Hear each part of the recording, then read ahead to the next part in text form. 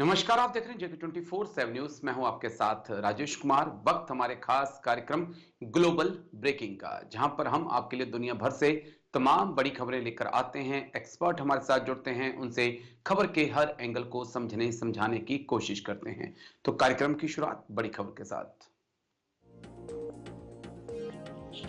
मोहम्मद यूनिस का फिर दिखा पाक प्यार। बांग्लादेश के टॉप जनरल को भेजा पाकिस्तान। जनरल मुनीर से मिले general SM. Kamrul. Bangladeshi general ने पढ़े पाक आर्मी के कसीदे। मोहम्मद यूनिस का फिर दिखा पाक प्यार। बांग्लादेश के टॉप जनरल को भेजा पाकिस्तान। इस वक्त की बड़ी खबर आपको बता दें, मोहम्मद यूनिस का पाकिस्तान प्यार फिर दिखा है। बांग्लादेश के टॉप जनरल को भेजा पाकिस्तान। लेफ्टिनेंट जनरल मुनीर से मिले जनरल बांग्लादेशी जनरल ने पढ़े पाक आर्मी के कसीदे। पाकिस्तान में Bangladeshi general lieutenant general SM. Kamrul पहुंचे पाकिस्तान। जनरल मुनीर से रावलपिंडी में मुलाकात की। द्विपक्षीय सैन्य सहयोग को बढ़ाने पर चर्चा। बांग्लादेशी जनरल ने पढ़े पाक आर्मी के कसीदे। मोहम्मद यूनिस के इशारे पर यह पाकिस्तान की यात्रा। भारत को भड़काना चाहते हैं मोहम्मद यूनिस। चलिए एक्सपर्ट्स के पास चलेंगे, चर्चा की शुरुआत करेंगे। आज हमारे साथ जाने माने defence expert group captain UK Devnath जुड़ चुके हैं। बहुत बहुत शुक्रिया सर। जय हिंद। सबसे पहले थैंक यू समय देने के लिए सर। शुक्रिया सर। जय हिंद राजेश। जय हिंद sir. Group captain UK Devnath sir, एक ये बड़ा सवाल है कि आखिरकार मोहम्मद यूनिस के दिल और दिमाग में क्या है, और जिस प्रकार से अब एक लेफ्टिनेंट जनरल रैंक के अधिकारी को पाकिस्तान भेजा, वहां पर जाकर वो जनरल मुनीर से मुलाकात कर रहे हैं और कसीदे पाक आर्मी के पढ़ रहे हैं, उस आर्मी के जो पिछली 5 जंग हार चुकी है, जो अपने देश को नहीं संभाल पा रही है। आखिरकार क्या चल रहा है इस वक्त बांग्लादेश पाकिस्तान में सर? हाँ राजेश, बांग्लादेश 1971 में पाकिस्तान के चुंगल से आजाद हुआ। उसके बाद से एक ट्रेंड देखा गया। जब जब बांग्लादेश में खालिदा जिया जी बेगम की पार्टी जो है वो पावर में आती है, तो उनका जरा झुकाव, थोड़ा लगाव पाकिस्तान की तरफ बढ़ जाता है। और जब जब बांग्लादेश में अवामी लीग की पार्टी आती है बेगम हसीना की, तो वो जरा पाकिस्तान से दूर रहते हैं। जब पाकिस्तान में जनरल जियाउल हक उनके आर्मी चीफ थे, बाद में प्रेसिडेंट थे, तो होता क्या है बांग्लादेश में कि बांग्लादेश हमेशा से ही पाकिस्तान के साथ मिलता घुलता रहा है। तो शायद मोहम्मद यूनिस, जो कि एक कच्चे नेता हैं, टिटुलर नेता हैं, असल में सिलेक्टेड प्राइम मिनिस्टर भी नहीं है, वो अभी फिलहाल इस्लाम की जो ताकतें हैं उनके हाथ में खेल रहे हैं। सबसे बड़ी बात है कि बीएनपी जो है बांग्लादेश की, उसका भी एक धड़ा ऐसा है जो कि कट्टर इस्लामी पंथ को फॉलो करता है। और जी जो वहाँ छात्र शिविर है, जमायत इस्लामी है, ये भी आर्मी के जनरलों के साथ खेल रहे हैं। तो ठीक है, लेफ्टिनेंट जनरल साहब उनके गए हैं पाकिस्तान में, इससे ज्यादा कुछ नहीं है। मैं आपको बता दूं वैसे दर्शकों को कि बांग्लादेश की आर्मी, नेवी, एयरफोर्स हमेशा से ही चीन से और कभी कभी बांग्लादेश से अस्त्र शस्त्र, हथियार लेती रही है। 1971 के बाद उन्होंने भारत से कभी नहीं लिया। ओके। जब भी उनको आर्टिलरी के गोले की दरकार पड़ती है, हवाई जहाज की बम दरकार पड़ती है, तो या तो वो चीन से ले लेते हैं या पाकिस्तान या से ले लेते हैं, भारत से कभी नहीं जी। लेते। ये 1971 से अ, हो रहा है, तो चिंता की कोई बात मैं, नहीं है। लेकिन एक पॉइंट और भी है ना सर कि फरवरी महीने के अंदर पाकिस्तान आर्मी का एक डेलीगेशन भी बांग्लादेश आ रहा है, जो बांग्लादेश की आर्मी को ट्रेनिंग देगा सर। हाँ राजेश, बांग्लादेश की आर्मी दूसरे देशों की आर्मी से अपने यहाँ लोगों को बुलाती रहती है ट्रेनिंग देने के लिए।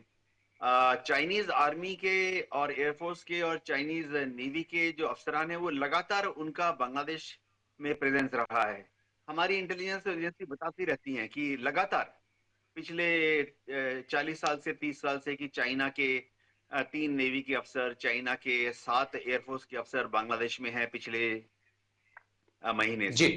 तो अब उन्होंने तय किया है बांग्लादेश ने कि वो पाकिस्तान की आर्मी के साथ भी ट्रेनिंग करेंगे। अच्छी बात है, देखें पाकिस्तान की आर्मी बांग्लादेश की आर्मी को ऐसा क्या सिखा सकती है।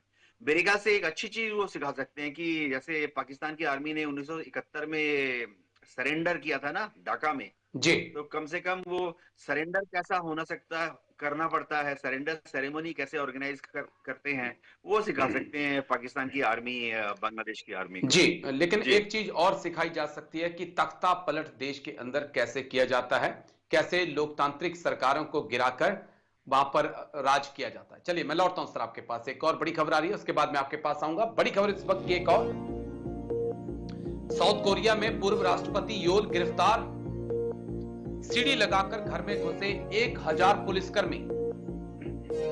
यून सुक योल ने लगाई थी इमरजेंसी। यून सुक योल के खिलाफ अब चलेगा मुकदमा। साउथ कोरिया में पूर्व राष्ट्रपति योल गिरफ्तार, सीढ़ी लगाकर घर में घुसे 1000 पुलिसकर्मी। यून सुक योल ने लगाई थी इमरजेंसी। यून सुक योल के खिलाफ अब मुकदमा चलेगा।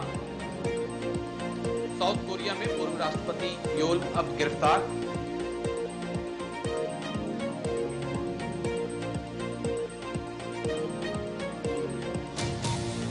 यून सुक योल के खिलाफ अब चलेगा मुकदमा। जल्दी से एक बार ग्राफिक्स, उसके बाद देवनाथ सर के पास हम चलेंगे।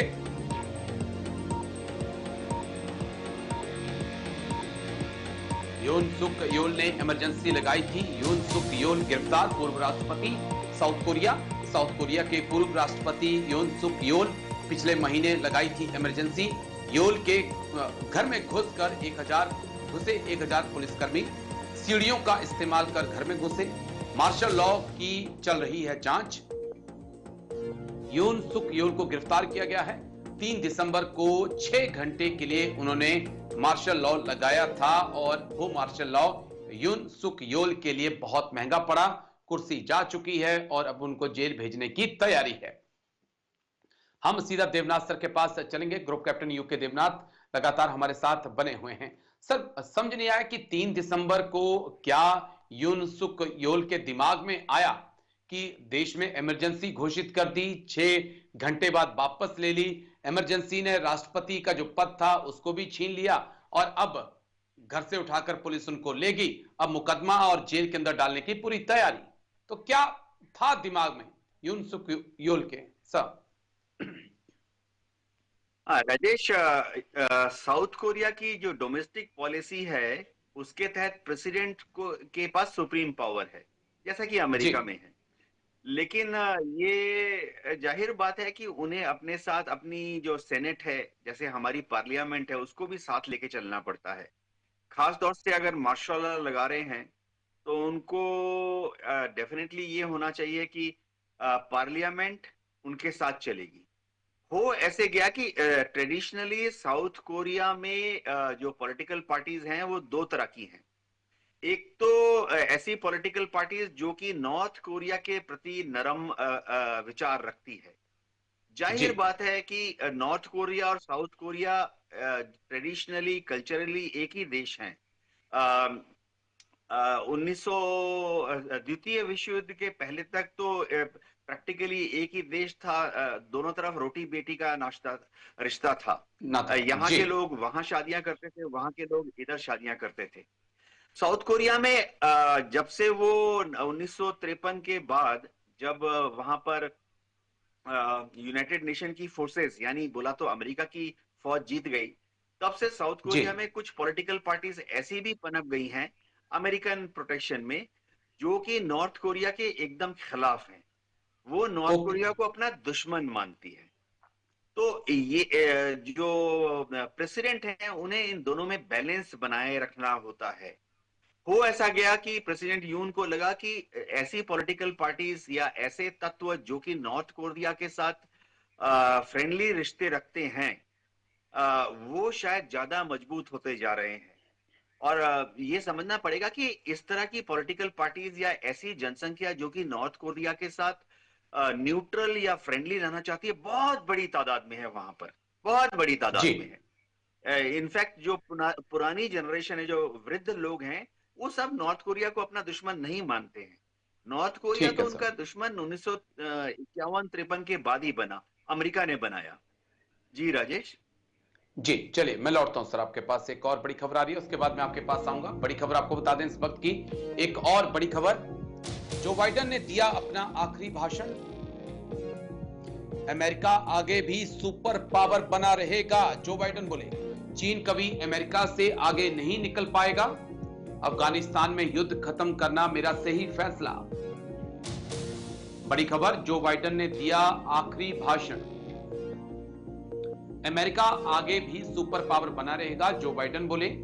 चीन कभी भी अमेरिका से आगे नहीं निकल पाएगा। अफगानिस्तान में युद्ध खत्म करने का मेरा फैसला सही। चलिए, बाइडेन का आखिरी भाषण। अमेरिका आगे भी सुपर पावर बना रहेगा, चीन हमसे आगे नहीं निकल सकता। बाइडेन बोले, ईरान को हमने कमजोर किया। जो बाइडेन का बड़ा बयान। मैं कीव और मॉस्को के बीच खड़ा रहा। ये बड़ी उपलब्धि उन्होंने कहा। और नई सरकार कोई गलती ना करे, ट्रंप को भी उन्होंने जाते जाते चेताया है। सर, किस प्रकार से जो बाइडेन के आखिरी भाषण को आप देखेंगे, जहां पे उन्होंने कहा कि चीन हमसे आगे कभी नहीं निकल सकता, और जो मैंने फैसला किया अफगानिस्तान युद्ध को खत्म करने का, वो एकदम सही फैसला था, और मैं रूस यूक्रेन जंग के बीच खड़ा रहा। सर, जो बाइडेन नवंबर के महीने में डोनाल्ड ट्रंप से इलेक्शन हार गए। इसके साथ जी ही डेमोक्रेट पार्टी थोड़ी ढीली पड़ गई, लेकिन जो बाइडेन ढीले नहीं पड़े। रिपब्लिकन्स जोश में आ गए, ट्रंप भी जोश में आ गए। अब पिछले कुछ दिनों में जो बाइडेन ने बड़े बड़े डिसीजन ले लिए हैं, जो कि ट्रेडिशनली आमतौर पर, जैसे अमेरिका में नियम है कि राष्ट्रपति नवंबर में चुन लिया जाता है, लेकिन शपथ जनवरी में लेता है। तो जी पहले पहले एक अनरिटन बात थी, लिखित में नहीं थी, लेकिन नवंबर में जब नया राष्ट्रपति चुन लिया जाया करता था, तो पुराना राष्ट्रपति नवंबर दिसंबर जनवरी 3 महीने जरा ठंडा हो जाता था, रूटीन काम ओके। चलाता था। लेकिन जो बाइडेन जो है, जाते जाते जोश में है, बड़े बड़े डिसीजन ले रहे हैं।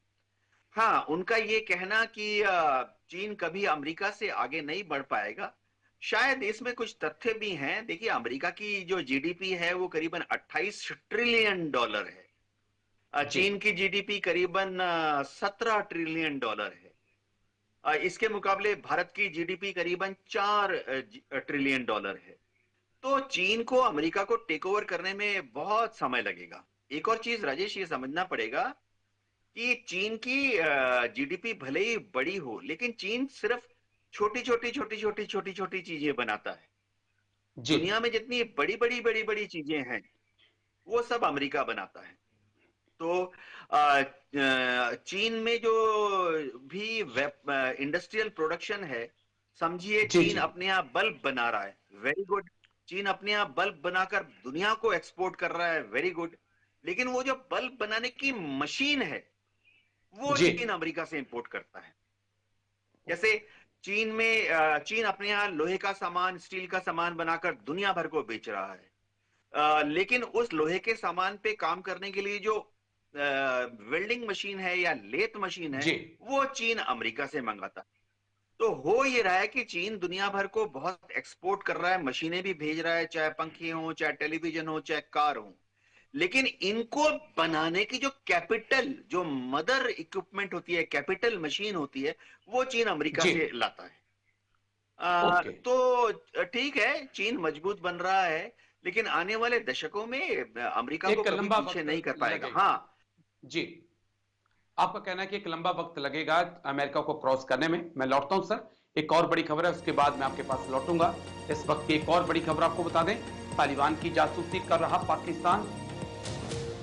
काबुल में पाकिस्तान के 150 आईएसआई एजेंट। तालिबान को अस्थिर करना चाहता है पाकिस्तान। पाकिस्तान के जासूसों को तलाश रहा तालिबान। तालिबान की जासूसी कर रहा पाकिस्तान। काबुल में पाकिस्तान के 150 आईएसआई एजेंट। तालिबान को अस्थिर करना चाहता है पाकिस्तान। पाक के जासूसों को तलाश रहा तालिबान। जल्दी से एक बार ग्राफिक्स, उसके बाद देवनाथ सर के पास चलेंगे। काबुल में पाकिस्तान के जासूस, 150 आईएसआई के जासूस मौजूद। तालिबान को अस्थिर करने में लगा है इस वक्त पाकिस्तान। आईएसआईएस को मदद दे रहा पाकिस्तान।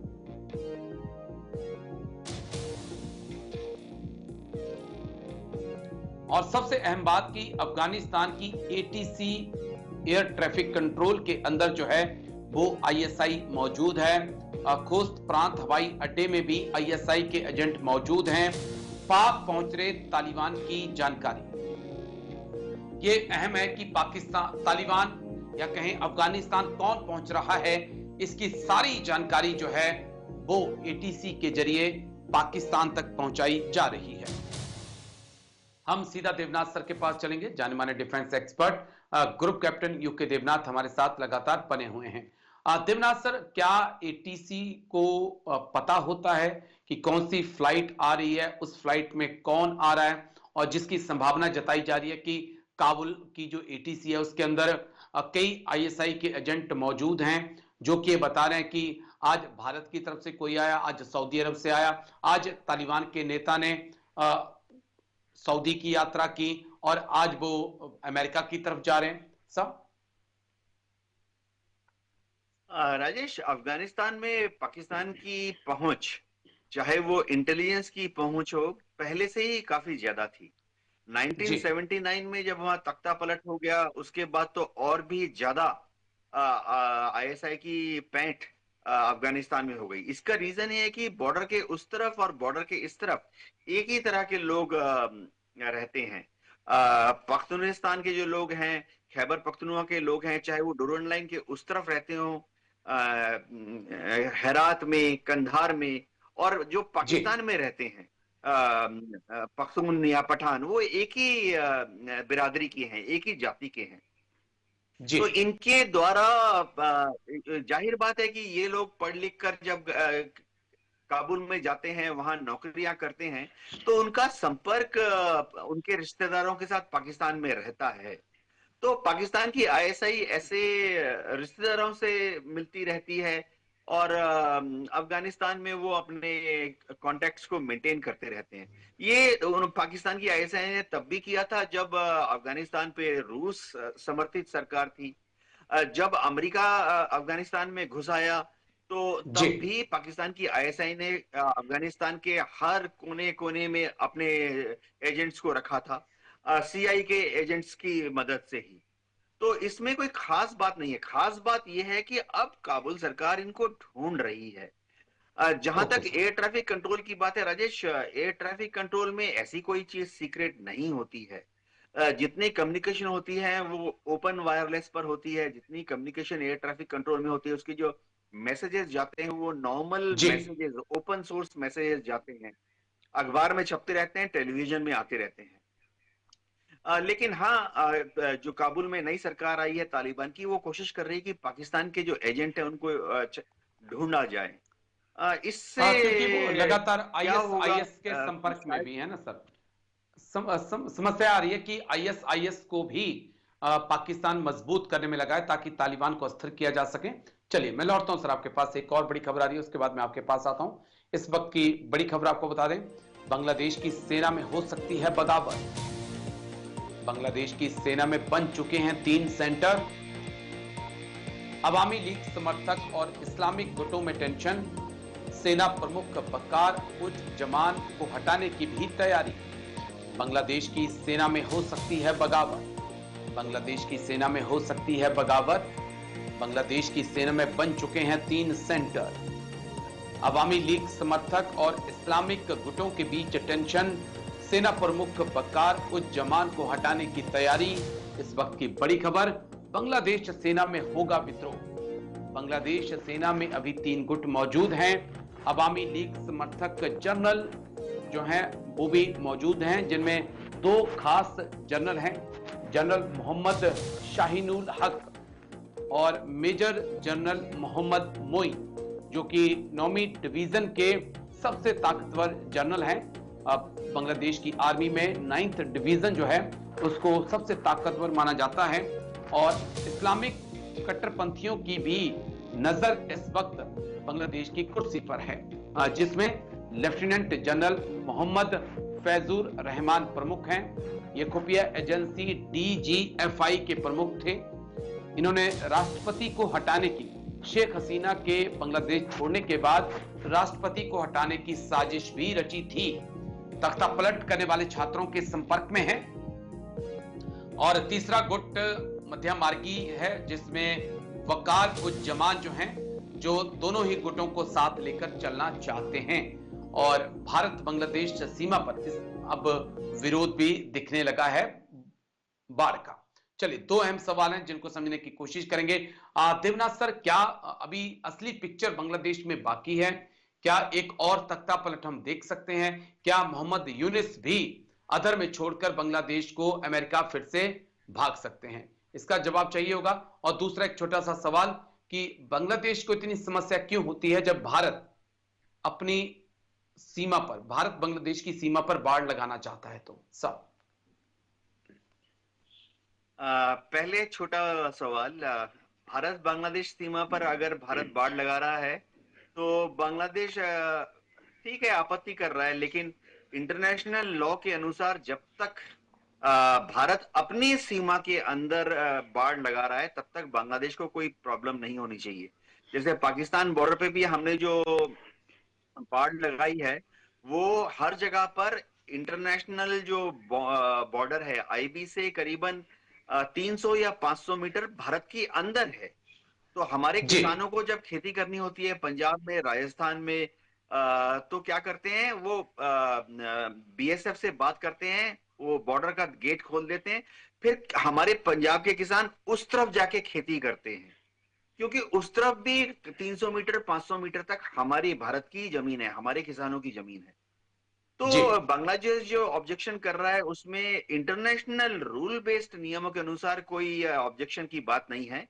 भारत अपनी सीमा के अंदर कर रहा है। जहां तक पाकिस्तान बांग्लादेश आर्मी की पॉलिटिजाइजेशन की बात है, राजेश, 1971 में जब बांग्लादेश आजाद हुआ तो बड़ी तादाद में दो तीन चीजें हुई। एक तो जितने अफसर बांग्लादेश आर्मी के, जितने अफसर जिन्होंने कि पाकिस्तान की आर्मी को मदद करी थी मुक्ति वाहिनी के खिलाफ, ये समझना पड़ेगा।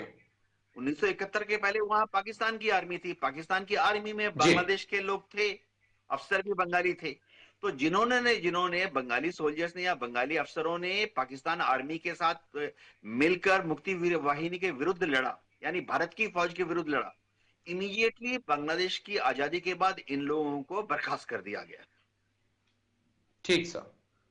दूसरी चीज क्या हुई कि जैसे ही भारत की मदद से बांग्लादेश 1971 में आजाद हुआ तो मुक्ति वाहिनी के जो सोल्जर्स थे, मुक्ति वाहिनी में कुछ लोगों को ऑनररी कैप्टन, कुछ लोगों को ऑनररी मेजर भी बनाया गया था, शायद सिविलियन भी थे, शायद फौजी थे, लेकिन वो मुक्ति वाहिनी का हिस्सा थे और उन्होंने बांग्लादेश में पाकिस्तान की फौज के खिलाफ लड़ा था। इन लोगों को तुरंत बांग्लादेश की आर्मी में भर्ती कर लिया गया, मुक्ति वाहिनी के लोगों को, और उनको द्रुत गति से प्रमोशन दे दी गई। इससे क्या हुआ कि बांग्लादेश की आर्मी में एक इंटरनल टेंशन पैदा हो गया। इसीलिए आपने देखा होगा कि 1975 में शेख मुजीबुर रहमान को बांग्लादेश की आर्मी के ऑफिसर्स ने ही मार डाला था।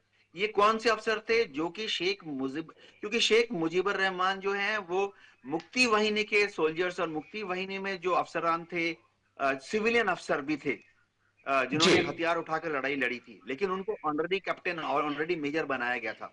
इन सबको शेख मुजीबुर रहमान, जाहिर बात है अवामी लीग ज्यादा से ज्यादा स्पीड से captain, major, colonel, brigadier, general बना रही थी।